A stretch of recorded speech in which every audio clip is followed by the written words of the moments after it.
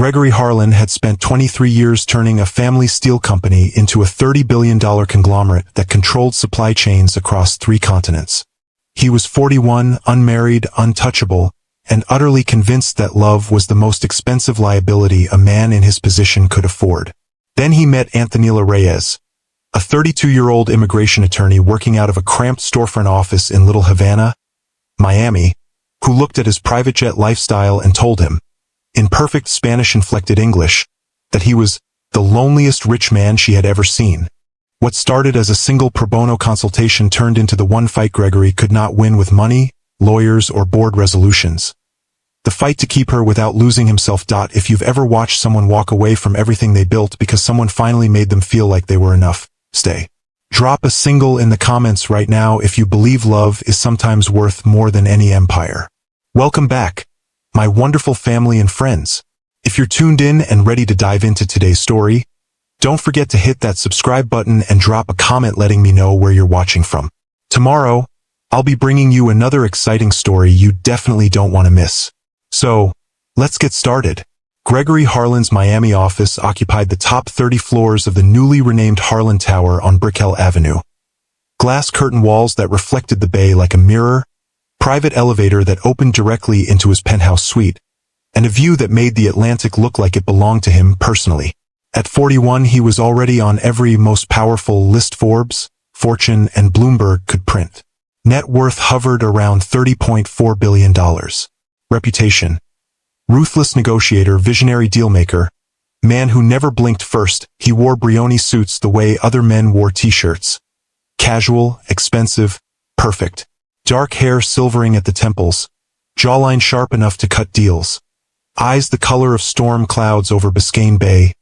Cool, calculating, never soft. He did not smile unless the numbers demanded it.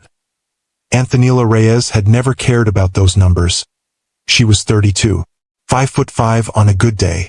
Long black hair usually pulled into a low ponytail. Warm brown eyes that missed nothing. Skin the color of café con leche. Lead attorney at Reyes Legal Aid. A storefront office in Little Havana that smelled of fresh cafecito, printer ink, and determination. She handled immigration cases pro bono for families who could never afford downtown firms, fought deportation orders, reunified children with parents, and still found time to volunteer at the local church's after-school program. Gregory met her because of a single line item on a quarterly report. A $2.7 million land parcel in Hialeah that his company planned to turn into a logistics hub.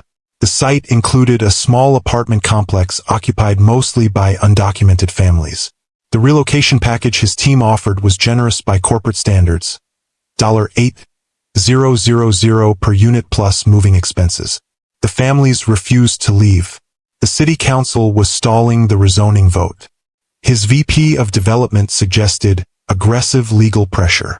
Gregory, rarely one to micromanage, decided to see the site himself. He arrived unannounced in a black Escalade with tinted windows. No security detail, he had left them in the garage. Plain gray polo, dark jeans, sunglasses. He wanted to look like a mid-level manager doing due diligence. Antonella was already there, standing in front of the apartment building with a clipboard, speaking rapid Spanish to a cluster of worried tenants. She wore a simple white blouse, navy trousers, flats that had seen better days. When she saw the Escalade pull up, she stepped forward, chin high, shoulders back. "Can I help you?" Gregory removed his sunglasses. "I'm with Harlan Enterprises. I'd like to speak with the residents about the relocation offer." Antonella's eyes narrowed. "You're Gregory Harlan." It wasn't a question. He nodded once. She crossed her arms.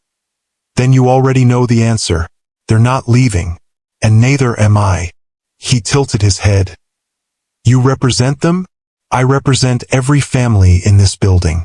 And I'm telling you right now, the offer is insulting, the timeline is cruel, and the promise of generous assistance is meaningless when you're forcing people out of their homes before Christmas."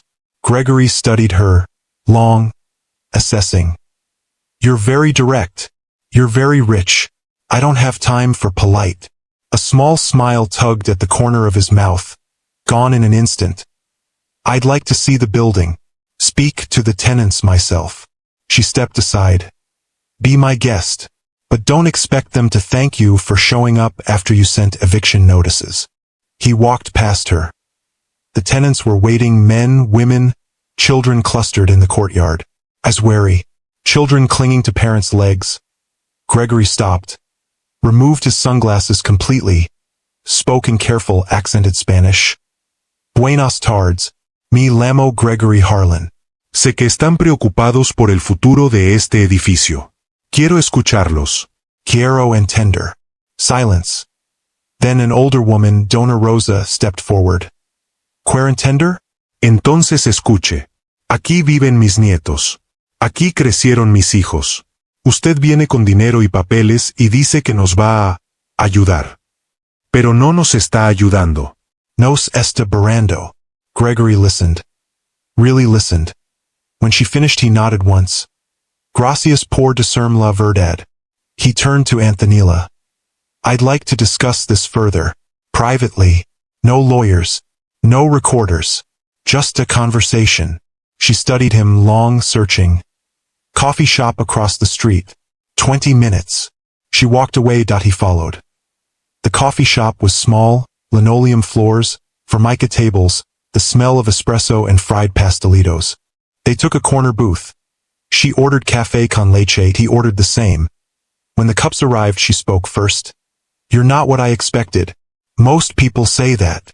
You're quieter, less arrogant. He gave a small, self-deprecating smile. I've been called worse. She sipped her coffee. Why are you really here? Your team could handle this with paperwork and pressure. Why come in person? He looked down at the cup. Because I wanted to see if the numbers were missing something. And they were. She waited. He met her eyes. They were missing people. She blinked, surprised. You're saying you'll reconsider? I'm saying I want to hear your counterproposal. Full preservation. Adaptive reuse. Whatever makes sense. I'll listen. She searched his face. No tricks. No tricks. She exhaled. Fine. I'll prepare something. Give me a week. He nodded. 1 week. He stood. Left a 50 on the table. She watched him go. Tall, quiet, unexpectedly human.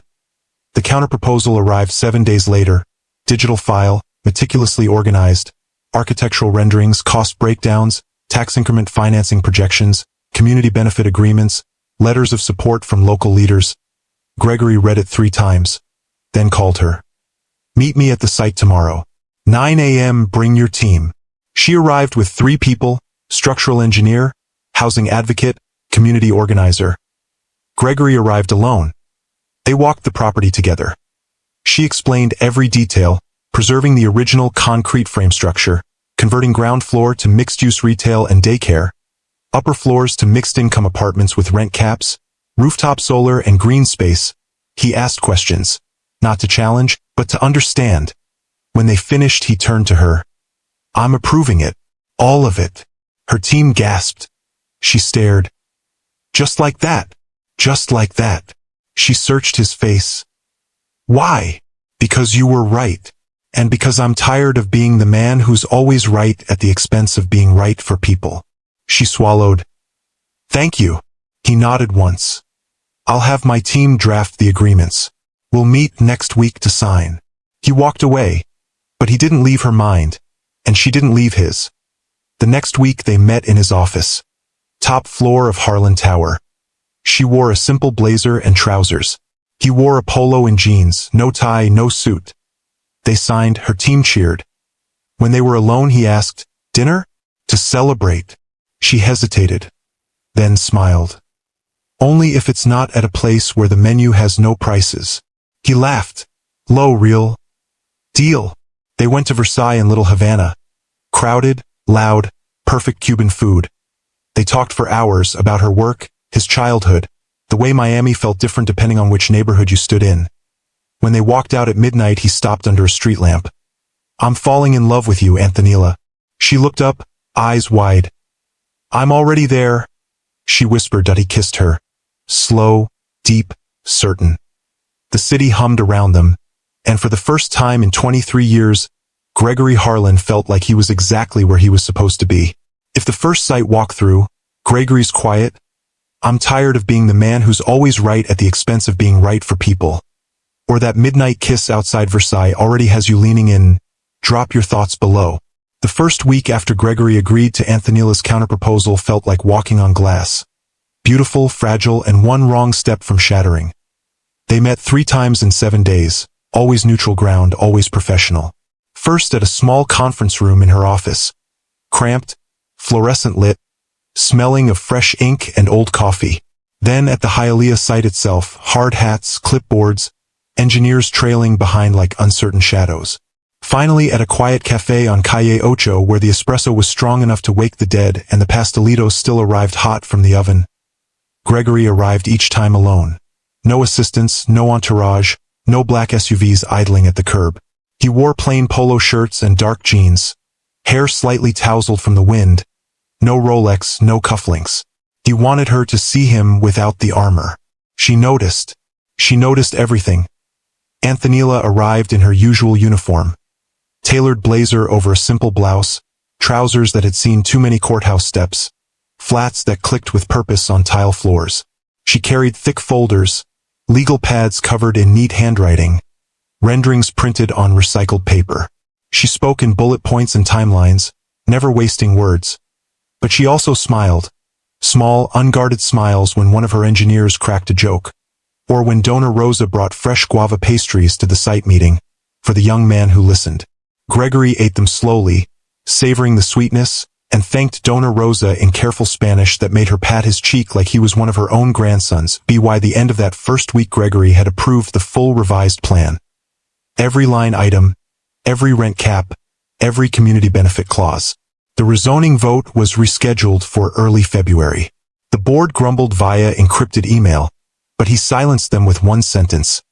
This is the direction. If you disagree, the exit is clearly marked. They didn't disagree out loud. Friday evening, after the final sign-off meeting, Gregory asked Anthonila to dinner again. This time she didn't hesitate. Versailles, 8 p.m. I'm buying. He smiled, slow, surprised. You're buying. You've paid for enough things in your life. Let me pay for this one. He arrived at 7:58, still in jeans and polo, hair damp from a quick shower. She was already at a corner table. Red dress instead of blazer, hair down in loose waves, small gold hoops catching the light. She looked different, not softer, brighter. He slid into the booth across from her. You look beautiful. She rolled her eyes, but the corners of her mouth lifted. You look like you're trying not to be recognized. I am. They ordered ropa vieja for him, vaca frita for her, maduros on the side, café con leche for both. The restaurant was loud. Families laughing, waiters calling orders, salsa playing low on the speakers. No one looked twice at the man in the corner booth. For once he was grateful. They talked easily, about the project first, then about everything else. She told him about growing up in Hialeah, parents who came from Cuba on rafts when she was 2, father working construction until his back gave out, mother cleaning houses so Anthonila could go to law school on scholarships and loans she was still paying off. That he told her about his childhood in Pittsburgh, steel mill town, father who ran the local Harlan plant until the buyout, mother who drank quietly after the layoffs. He told her how he'd turned the family company into a conglomerate because he never wanted to be powerless again. She listened, really listened. When he finished she said softly, You built an empire so no one could ever take anything from you again. He looked down at his coffee. Yes. She reached across the table, covered his hand. You don't have to keep building walls to feel safe. Not with me. He turned his hand, laced their fingers. I'm starting to believe that. They lingered until the restaurant began to empty. When they stepped outside the night air was warm, jasmine-scented, alive with distant music. He walked her to her car. A 10-year-old Civic with a cracked windshield and a resist bumper sticker. She unlocked the door, turned to him. Thank you for tonight. He stepped closer. Anthonila. She looked up. I meant what I said last week. I know. He lifted a hand, slow, brushed a strand of hair from her cheek. She didn't move away. He leaned in. She met him halfway. The kiss was gentle at first, tentative, questioning, then deeper, hungry, certain. Her hands slid to his shoulders, his to her waist. When they parted, both breathing hard, she rested her forehead against his. That was unexpected. He smiled against her skin. Good unexpected? Very good. She kissed him again, quick, sweet. I have to go. Mom's waiting. He nodded.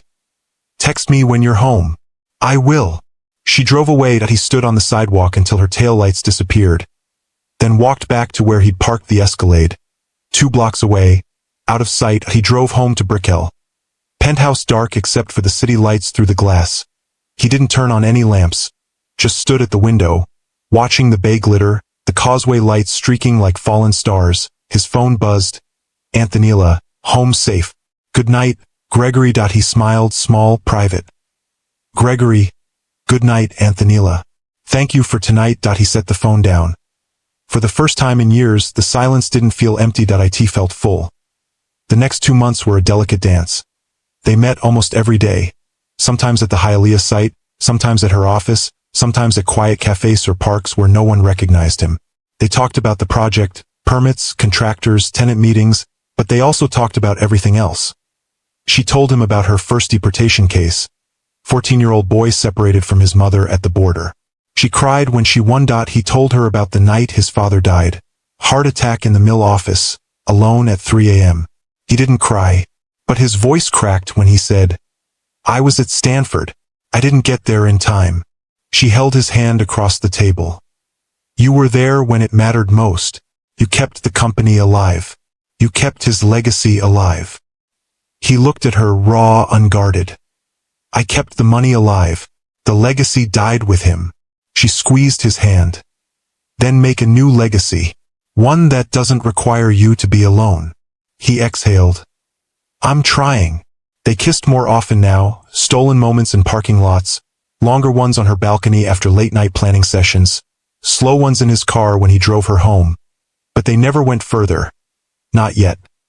Both knew the moment they crossed that line, everything would change, and change was already coming. Gregory's board had been quiet. Too quiet. Then the first shot arrived via encrypted email from his chief counsel. Board is convening emergency meeting tomorrow 8 a.m. virtual. Subject: Harlan's involvement in Hialeah project and personal conduct. Attachment: screenshots of tabloid photos, him and Antonella outside Versailles, outside her office, walking hand in hand in a little Havana park. Headlines already written. Billionaire slums it with pro bono lawyer. Harlan's new distraction could cost shareholders millions. He stared at the screen for a long time, then forwarded it to Antonella with one line. They're coming. Her reply came in seconds. Then we meet them head on. The board meeting was brutal. 23 faces on the video wall. Suits, stern expressions, voices clipped. The chairman spoke first. Gregory, the Hialeah project is bleeding cash. Rent caps are killing projected returns. Community benefit clauses are adding unnecessary costs. And now this. He gestured to a slide showing the tabloid photos. Personal entanglement is creating reputational risk. The board is recommending you step back from all operational decisions on Hialeah. Let the team execute the original plan. Gregory sat in his penthouse office. Alone, camera on, face calm. No silence. The chairman leaned forward. This is not a request. It's not your decision.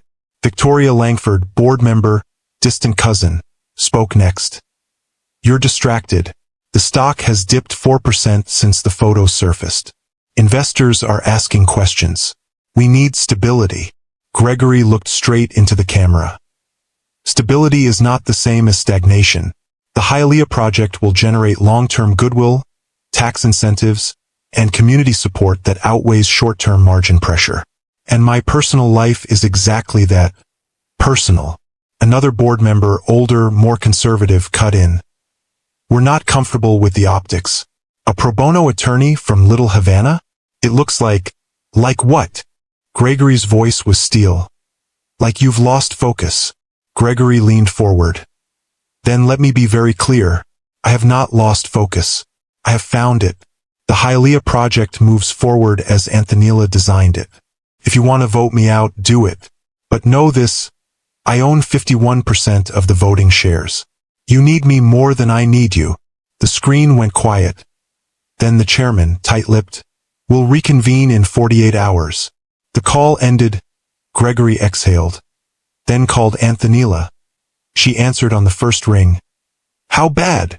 "They want me sidelined. They're using us, the photos, the relationship, as leverage." She was quiet for a second. "Then we take away the leverage." "How?" "We go public. Not defensive. Proactive. We announce the full Hialeah vision together. We show the world what we're building, not what they're afraid of." He smiled, slow, fierce. "You're brilliant." "I know." They spent the next 48 hours preparing. Antonella drafted the press release, joint statement from Harlan Enterprises and Reyes Legal Aid. Gregory called trusted reporters, gave exclusive interviews. They scheduled a joint appearance at the Hialeah site, groundbreaking ceremony rescheduled for maximum visibility. The morning of the event, February 12th, Gregory arrived early. Antonella was already there. Hard hat, clipboard, speaking to tenants and press. She looked up when he approached. "You, ready?" He took her hand, openly, in front of cameras. "I'm ready." The event was packed. Council members, community leaders, reporters, families from the building. Gregory spoke first, brief, direct. Harlan Enterprises is proud to partner with Antonella Reyes and the residents of Hialeah to preserve and reimagine this community. This is not charity. This is the future. Antonella followed. This project proves that development can lift people up instead of pushing them out. We're building homes, not just buildings. We're building hope. They stood together, hands clasped, for photos. The images went viral. By evening the narrative had shifted. Harlan bets big on community over luxury. Billionaire and attorney team up to save Hialeah landmark. Is this the new face of American development? The board reconvened the next day. No ultimatums, no threats. Just a quiet email from the chairman. The board supports the revised Hialeah vision. Proceed. Gregory stared at the screen, then called Antonella. They backed down. She laughed. Bright, relieved. "We won." He smiled. "Not yet." He drove to Little Havana, parked outside her office. She stepped out at 6:15. Blazer off, sleeves rolled, hair loose. He got out. Met her on the sidewalk, pulled her close. "I have something for you." She looked up. He reached into his pocket. Small velvet box. Opened it. A thin gold ring. Simple, elegant, one small diamond, no flash. Just honest. "Marry me," he said, voice rough, certain. "Not because I'm rich. Not because I'm powerful. Marry me because I'm the man who finally understands what matters. Because I choose you, every day, over everything. Over the empire. Over the board. Over the money. You." Tears shimmered in her eyes. She laughed, joyful, teary. "Yes." She pulled him down. Kissed him, deep, slow, full of everything they'd fought for. When they parted she whispered, "I love you, Gregory Harlan. I love you, Antonella Reyes." The city hummed around them, warm, alive, indifferent. But in that moment, on a sidewalk in Little Havana, ring on her finger, future wide open, they were the only two people in the world, and they had chosen each other, over everything. If that groundbreaking press event, Gregory's quiet, "I choose you, every day, over everything," or the sidewalk proposal with the simple gold ring after all the board battles and community wins melted your heart. Drop your honest reaction in the comments below. The rezoning vote was scheduled for February 14th, Valentine's Day, which the local news outlets found endlessly amusing. Billionaire's love story could save Hialeah landmark on Valentine's Day became the running headline across every Miami outlet. Gregory hated it. Antonella laughed every time she saw a new variation. But beneath the media fluff, the real pressure was building. Gregory's board had gone quiet after the joint press conference at the Hialeah site. Too quiet. The stock stabilized, even ticked up 2% on the community-first pivot narrative. Shareholders liked the optics. Analysts wrote favorable notes. But Gregory knew his board. Silence from them was never surrender. It was recalibration. The first warning shot came on January 28th, 3 days after the groundbreaking photos went viral. An encrypted email from Victoria Langford, board member, second cousin, lifelong rival disguised as family subject, urgent board review, personal conduct, and fiduciary risk attachment. 12-page memo. He opened it alone in his penthouse office. Midnight, city lights glittering below like scattered diamonds. The memo was clinical, ruthless, personal. Relationship with opposing counsel, Antonella Reyes, creates clear conflict of interest. Deviation from original high-margin plan reduces projected IRR from 18.4% to 9.7%. Reputational exposure from tabloid coverage risks brand value.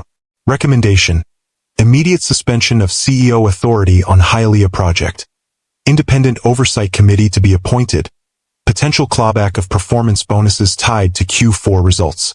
Signed by all 23 board members except 2. The ones Gregory had personally recruited years ago. He stared at the screen until the letters blurred, then forwarded it to Antonella with one line. They're moving. Fast. Her reply came in under 2 minutes. Come over. Now. He drove to Little Havana. Windows down, humid night air thick with jasmine and distant salsa. Parked 2 blocks from her apartment to avoid drawing attention. Walked the rest. She opened the door before he knocked. Hair in a messy bun, yoga pants, old University of Miami t-shirt, eyes fierce. She pulled him inside, locked the door, turned. They want to take the project from you? They want to take everything from me if I don't comply. She exhaled, sharp, angry. Then we don't comply. He followed her to the small living room table, covered in legal pads, printed emails, highlighted sections of corporate bylaws. She pointed to a clause. Article 7, Section 4.2. The CEO retains unilateral authority over strategic project direction unless a 2/3 board vote determines material risk to shareholder value. They need 16 votes. They have 21 signatures on the memo, but signatures aren't votes. And 2 of those names are already wavering. I checked with my contacts. He raised a brow. You have contacts on my board? I have contacts everywhere. Immigration law teaches you how to build networks fast. She tapped another page. They're bluffing on the clawback. Your employment agreement has a good cause clause. Personal relationship isn't good cause unless they prove direct financial harm. They can't. He sat. Slowly. You've been reading my employment contract? I may have acquired a copy. He laughed. Low, surprised. You're terrifying. I'm thorough. She sat beside him. But they can still hurt us. Freeze decision-making. Delay permits. Leak more stories. Make every day a battle. He looked at her raw. I won't let them touch you. They already are.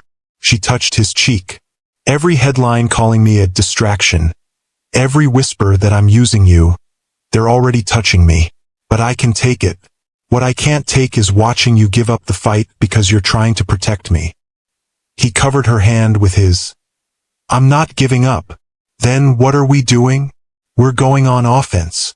The next 48 hours were a war room. Antonella's office became command central. Pizza boxes, coffee cups, whiteboards covered in timelines and names. They mapped the board votes, alliances, weaknesses. They drafted a shareholder letter, jointly signed by Gregory and key community leaders, detailing the Hialeah vision, projected long-term value, tax revenue, job creation, goodwill, and the board's attempt to override it for short-term gain. They prepared a second press release, pre-written, ready to drop if needed. They lined up allies, council members who had quietly supported the revised plan, local business owners who benefited from community stability, even a few institutional shareholders who liked the ESG angle. And Gregory did something he had never done before. He called his mother. Eleanor Harlan, widowed at 52, living quietly in Palm Beach, still on the board as a legacy member. She answered on the second ring. Gregory. Mother. A pause. You've been busy. I have. Another pause. The board is concerned. I know. She sighed, soft, tired. They think you've lost your way. Have I? She was quiet for a long moment. You sound different, calmer, less angry. He closed his eyes. I am. Because of her? Yes. Another pause. I'd like to meet her. Gregory opened his eyes. You would. I would. He exhaled. Then come to Miami. Next weekend. Dinner. At her place. A small laugh surprised Warm. I'll bring wine. He smiled. She'll like that. The call ended. Antonella watched him from across the table. Your mother? She wants to meet you. Lucy blinked. That's good. It's very good. She smiled, slow, bright. Then we'll make dinner. The board reconvened February 10th, 4 days before the rezoning vote. 23 faces on the video wall again. The chairman spoke first, voice tight. Gregory, the shareholder letter is aggressive. It's accurate.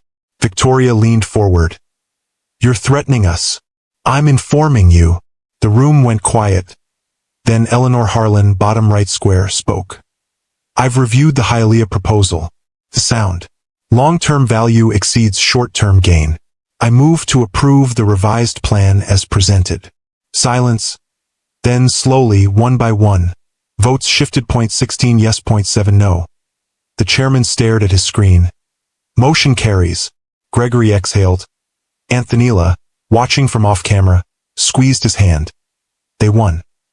The rezoning vote passed 8-1 on February 14th. Valentine's Day headlines read, Harlan's love story saves Hialeah, board backs revised plan. Gregory and Antonella spent the evening at her apartment. Takeout from Versailles, candles on the table, Ellen asleep in the next room. They sat on the couch, her legs across his lap, his arm around her shoulders. She looked at him. You did it. We did it. She reached into her pocket, pulled out a small envelope, handed it to him. He opened it. 2 tickets. First class, Miami to Pittsburgh. Round trip. Leaving in 3 days. He looked up. What's this? I want to see where you came from. The mill. The town. The places that made you.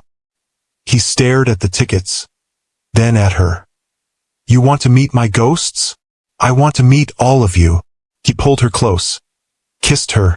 Slow, deep, grateful. When they parted, he whispered, I love you, Antonella Reyes. I love you, Gregory Harlan. They kissed again, longer this time. The city hummed outside. But inside that small apartment, 2 people who had fought an empire together finally rested. Not in victory.in each other, and it was enough. But the board's retreat was only temporary. 3 weeks later, March 7th. Gregory received another encrypted email. This time from an anonymous account. Attachment. Photos. Him and Antonella at the Pittsburgh airport. Arriving, hand in hand. Him at his father's old mill site. Standing in front of the rusted gates, Antonella beside him, head on his shoulder.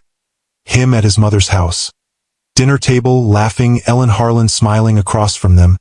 And a note. We still have leverage. Walk away from Hialeah. Or these go public, with captions that make her look like the opportunist we always knew she was. Gregory stared at the photos. Then at the sleeping woman beside him. Antonella, curled against his side, breathing soft and even. He closed the laptop.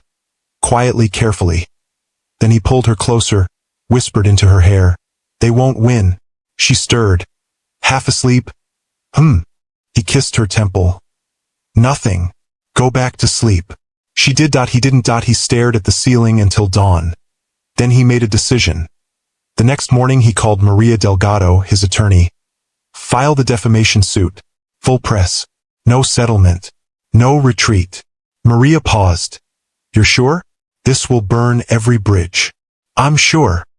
He hung up, then woke Antonella with coffee and a kiss. We're going public again. She sat up, hair wild, eyes sharp. What happened? He showed her the email. The photos. The threat. She read it, then looked at him. They're desperate. They are. She handed the phone back. Then let's finish it. They spent the day preparing lawyers, PR team, small, trusted, community leaders. The next morning, March 9th, they held another press conference. This time at the Hialeah site, families in the background, children playing in the future courtyard space. Gregory spoke first. Anonymous threats have been made against my fiancé and me. Photos taken without consent. Attempts to intimidate us into abandoning the Hialeah project. We will not be intimidated. We are filing suit against the responsible parties. and we are doubling down on our commitment to this community. Antonella stepped forward. This is not about money. It's about people, about promises kept. We will not be bullied, and we will not back down. The crowd cheered. The photos never surfaced. The board folded completely within 48 hours. Public apology on CNBC, fees paid, investigation dropped. Gregory's mother flew down the next week. Dinner at Antonella's apartment, simple, warm. Ellen Harlan hugged Antonella at the door. Thank you for giving me my son back. Antonella hugged her tighter. He was always yours. He just needed room to breathe. They ate, laughed, shared stories. When Ellen left, she pressed a small box into Antonella's hand. My mother's ring, simple gold band. She gave it to me when I married beneath my station. I never wore it after the divorce. I want you to have it, if you'll accept it someday. Antonella's eyes filled. Thank you. Gregory watched, heart full. Later, on the balcony, Antonella leaned against him. Still worth it? He kissed her hair. More than ever. She smiled. Me too. The rezoning finalized. Construction began. Families moved in, and Gregory Harlan, once the coldest man in American business, finally chose love over everything. And it was enough. If Gregory's midnight decision after the anonymous threat, the second press conference with Antonella standing beside him, Ellen Harlan giving her mother's ring, or the quiet still worth it. On the balcony after all the battles hit you right in the heart. Please share in the comments below. Did the moment Gregory chose to file suit instead of settle feel like the ultimate stand? Was Antonella's he was always yours. He just needed room to breathe. The perfect line to Ellen? The wedding came fast. Intimate, deliberate, nothing like the spectacle the tabloids expected. No ballroom at the Four Seasons, no celebrity guest list, no seven-figure floral arrangements. They chose a small church in Little Havana on a Saturday in late April, the same one where Antonella still volunteered with the after-school kids. Whitewashed walls, wooden pews worn smooth by generations, ceiling fans stirring the humid air. Donna Rosa baked the tres leches cake herself. Ellen Harlan flew down early, helped string fairy lights across the courtyard behind the church. Gregory wore a simple linen suit, no tie. Antonella wore her mother's wedding dress. Altered just enough, ivory lace that caught the late afternoon sun filtering through stained glass. When she walked down the aisle, hair half up, simple veil, eyes locked on his, Gregory felt the last wall inside him crumble. Not dramatically, quietly, irreversibly. He said his vows in a voice that cracked only once. I choose you, Antonella, today, tomorrow, every day I get, over the empire, over the fear, over the man I used to be. She whispered hers back. I choose you too, Gregory, the man who listened, the man who stayed. They honeymooned quietly. 10 days in a rented house on Key West. No private jet. Commercial flight, coach seats because she insisted. They walked the beaches at sunrise, ate conch fritters from roadside stands, made love slowly in a bedroom with open windows and salt air.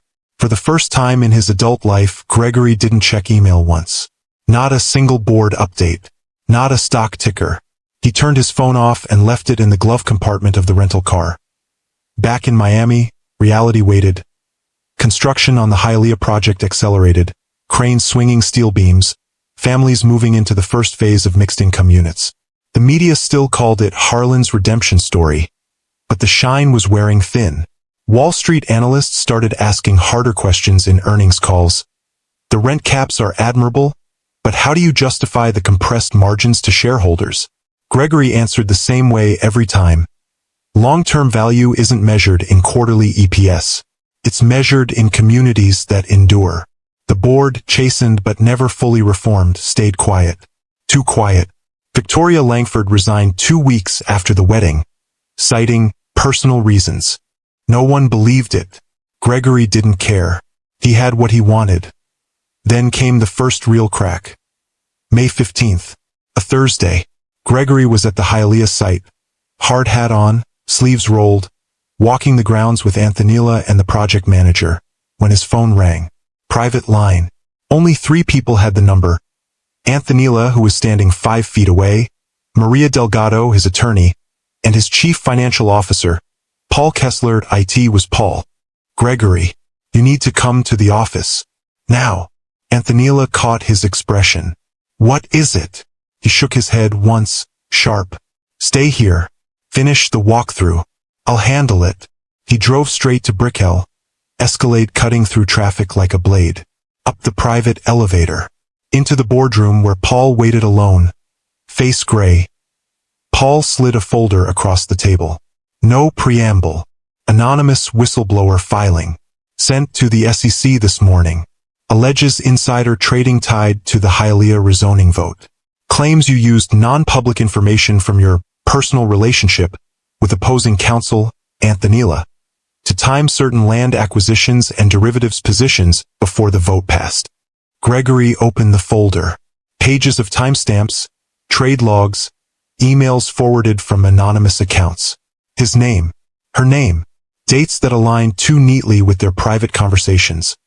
Conversations that had never left her apartment or his penthouse. He closed it slowly. Fabricated. Paul exhaled. The trades are real. Small positions, nothing that moves the needle, but they were placed in a blind trust managed by a third-party advisor you hired 3 years ago. The advisor swears he acted independently. But the timing, it's suspicious enough to trigger an investigation. If the SEC digs, they'll subpoena everything, including her. Gregory stared at the glass wall.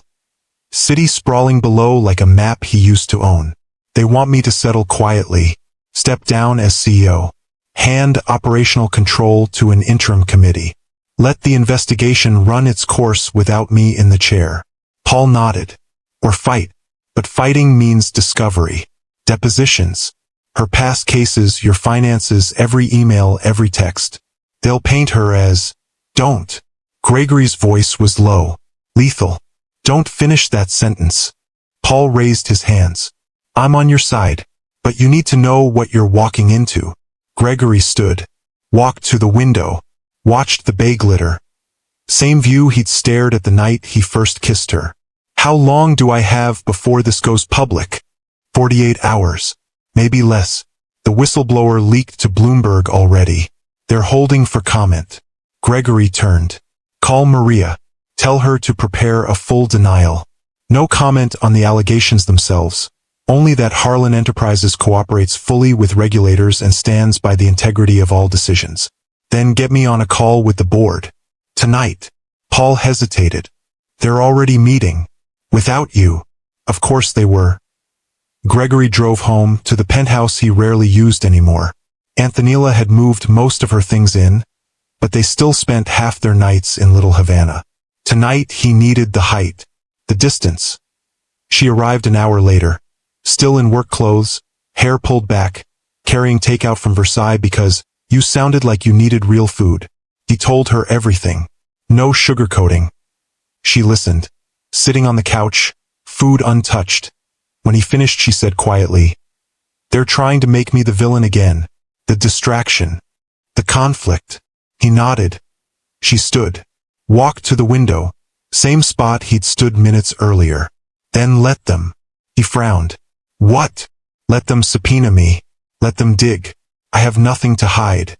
My conversations with you were never about trades or leverage. They were about people. About homes. About doing the right thing. She turned. Eyes fierce. If fighting this means they drag my name through the mud. Fine. I've been through worse. Deportation hearings where families were torn apart in front of me. I've seen real cruelty. This is just money talking. He crossed to her. Took her hands. I won't let them hurt you. They already are. She squeezed his fingers. But hurting me isn't the same as breaking me. And it won't break us. He pulled her close. Held her until the city lights blurred. The story broke the next morning. Bloomberg first, then everyone else.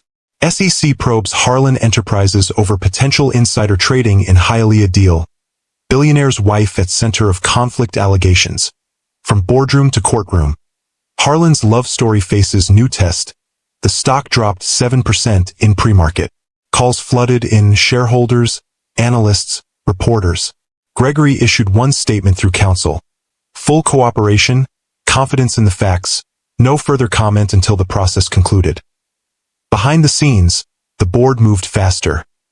Victoria Langford, now former, but still whispering in ears, leaked internal memos suggesting Gregory's emotional involvement had compromised fiduciary duty. A group of institutional investors demanded an emergency shareholder meeting. Whispers of a proxy fight began. Gregory spent nights in his office, reviewing every document, every trade log, every email chain. Antonella worked beside him, legal pads everywhere, highlighting inconsistencies, cross-referencing dates. They barely slept. One night, 3 a.m., coffee cold. She looked up. You know what this really is? He rubbed his eyes. What? Control. They never forgave you for choosing me over their version of the empire. This isn't about insider trading. It's about punishing you for changing. He stared at her, long searching. You're right. She reached across the table. Then stop defending. Start attacking. He smiled, small, dangerous. The next day he called a press conference. Not at Harlan Tower. At the Hialeah site, half-built courtyard. Families watching from balconies. Children playing near construction fences. No suit. Jeans. Polo. Hard hat in hand. Cameras rolled. I built Harlan Enterprises on steel, literal and figurative. Unbreakable. Unbending. But steel can rust. Empires can rot from the inside when the only thing that matters is the next quarter's numbers. He paused. Looked straight into the lenses. The allegations against me and my wife are baseless. We will fight them in every forum available. But more importantly, we will not let this distract from what we're building here. Homes. Futures. Proof that profit and people don't have to be enemies. Antonella stepped beside him, hand in his. This project was never about me or Gregory. It was about families who deserve stability. If defending that costs us everything, then so be it. The clip went viral, not as scandal, as defiance. Support poured in: community groups, ESG funds, even some retail investors who liked the story of a billionaire finally choosing something bigger than himself. The SEC investigation dragged. Months of subpoenas, depositions, forensic accounting. Antonella sat for 8 hours straight, answering every question with calm precision. Gregory did the same. In the end, 6 months later, the SEC closed the probe. No charges. Insufficient evidence of wrongdoing. A quiet footnote in the financial press. But the damage was done. The board called one last meeting. This time in person. 23 chairs. Gregory at the head. The chairman spoke first. The uncertainty has cost us. Stocks down 12% year to date. We need stability. Gregory looked around the table. Faces he'd known for decades. Some allies, some enemies. All tired. I agree. Silence. He continued. Stability doesn't mean returning to the old way. It means accepting the new one. He slid a single sheet across the table. Resignation letter. Effective immediately. I am stepping down as CEO. Effective today. Paul Kessler will serve as interim. The board can search for a permanent replacement. Gasps. Murmurs. Victoria, back as a consultant, leaned forward. You're walking away? No. Gregory stood. I'm choosing what I've already chosen. Love. Family. A different kind of legacy. He looked at the window. Same view. Different man. The Hialeah project continues under the revised plan. My voting shares remain with me. If you try to unwind it, you'll answer to the shareholders who now know what real value looks like. He walked out. No dramatic door slam. Just quiet footsteps down the hall. Antonella waited in the lobby, leaning against a pillar, arms crossed, smiling like she knew exactly what he'd done. He took her hand. Ready to go home. She kissed him, soft, certain. Always. They left Harlan Tower together, through the front doors this time, not the private elevator. Paparazzi waiting. Cameras flashing. Gregory didn't cover his face. Didn't rush. He just held her hand tighter and walked into the Miami sun. The empire kept running. Smaller margins, slower growth, better press. Families moved into the completed buildings. Donna Rosa hosted barbecues on the rooftop garden. Gregory consulted when asked, mostly pro bono for community development projects. Antonella kept fighting cases, now with a quieter partner at home who made café con leche better than anyone in Little Havana. They bought a house in Coconut Grove, modest by his old standards. 3 bedrooms, a yard, space for the child they were expecting in 7 months. One evening, sunset over the bay. Gregory stood on the porch, watching Antonella laugh with Ellen in the kitchen. He didn't miss the tower, the view, the power. He missed nothing, because everything that mattered was inside, and for the first time in 41 years, Gregory Harlan was free. Not from money, from the need to prove he deserved it. If the resignation, the quiet walk out of Harlan Tower hand in hand, or the simple house in Coconut Grove with a baby on the way feels like the perfect full circle ending to a man who finally chose heart over empire. Drop your thoughts below. The months following Gregory's resignation unfolded like a slow exhale after years of holding his breath. Harlan Enterprises didn't collapse. It adapted. Paul Kessler, steady and numbers-driven, took the helm as permanent CEO within 3 months.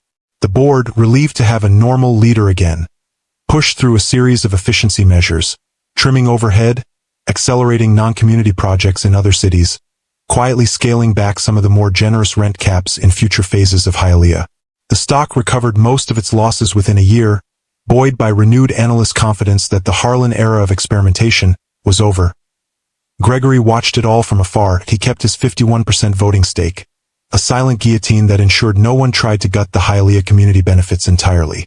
A few quiet letters from his attorney reminded the board of that reality whenever they drifted too far. But he never attended another meeting, never returned to the top-floor office with its panoramic view. The tower no longer felt like his. Instead, he built a new life in the low-slung house in Coconut Grove. The place had creaky hardwood floors, a wide front porch shaded by live oaks, and a backyard that sloped gently toward a canal where manatees sometimes drifted by.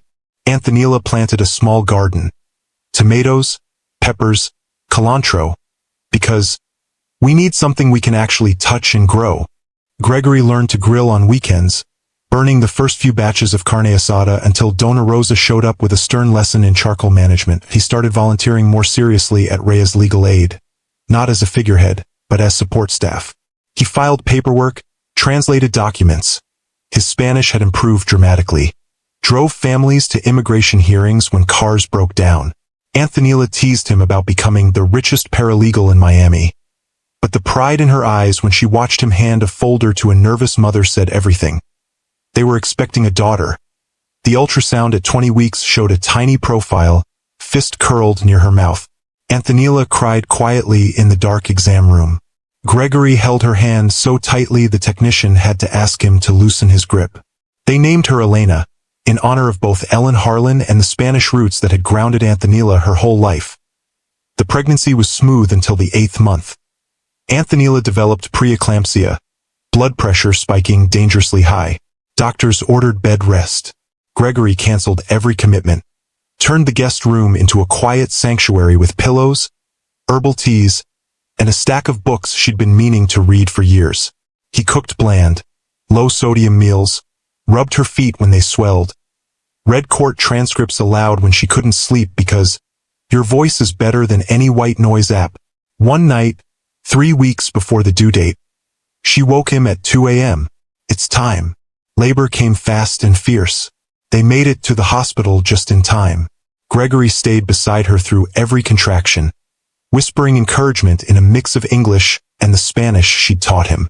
When Elena arrived, dark hair, fierce cry, tiny fingers wrapping around his, Gregory felt something shift permanently inside him. Not romance, not victory. Peace. Real, bone-deep peace.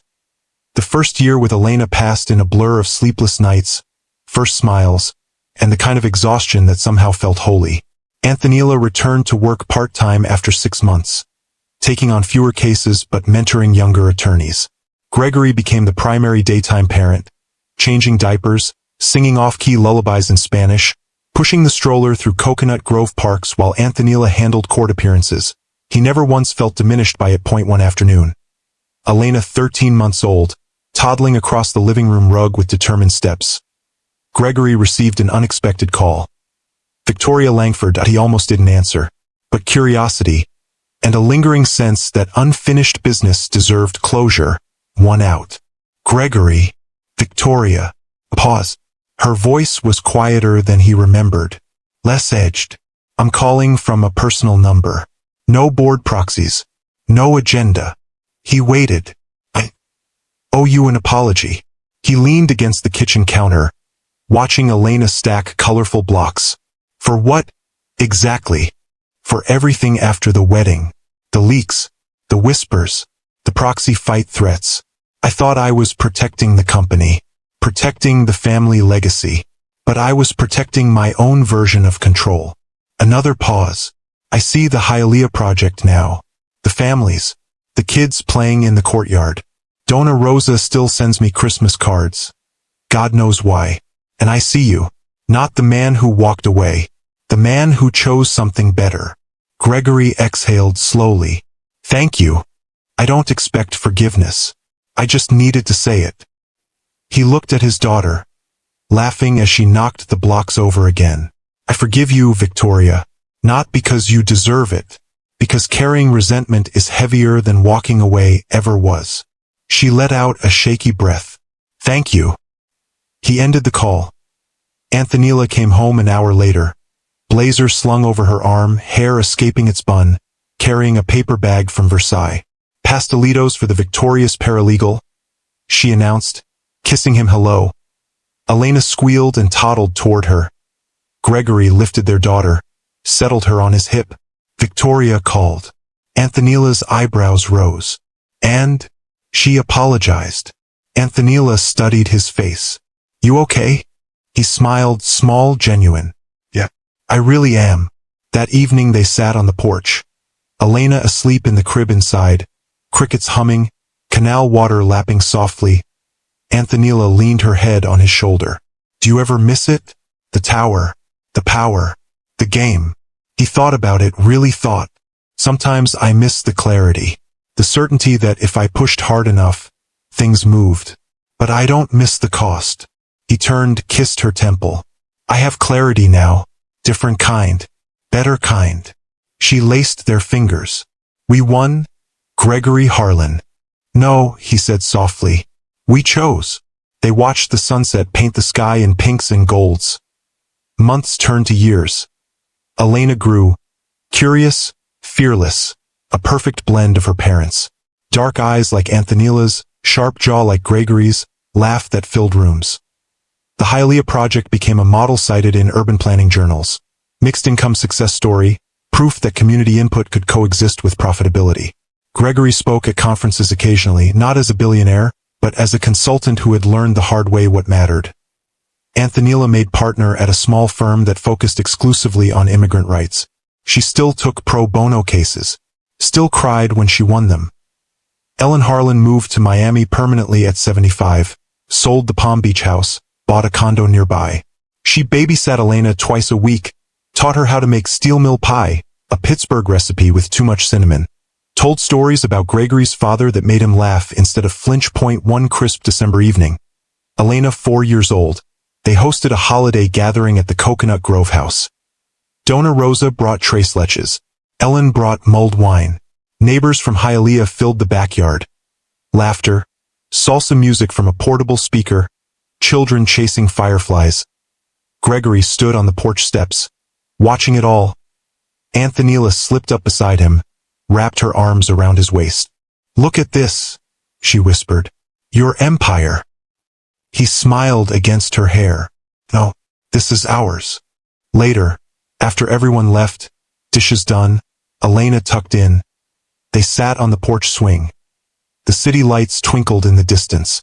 A manatee breached the canal, slow and silent. Antonella rested her head on his chest. If you could go back, she asked quietly, to that first day at the Hialeah site, would you do it all again? He thought of the Escalade pulling up, her chin high, her voice cutting through his armor. I would, he said. Every fight, every headline, every night we stayed up until dawn. Every moment I got to choose you instead of fear. She lifted her face. I love you, Gregory Harlan. He kissed her. Slow, deep, grateful.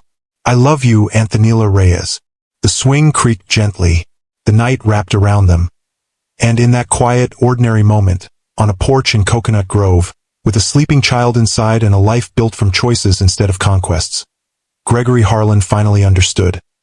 Love wasn't more expensive than empire. It was the only currency that ever truly mattered. And he had spent it all gladly. Thank you so much for watching my story all the way to the end. Your support means everything. Don't forget to subscribe to my channel and drop a comment below. I'd love to hear your thoughts.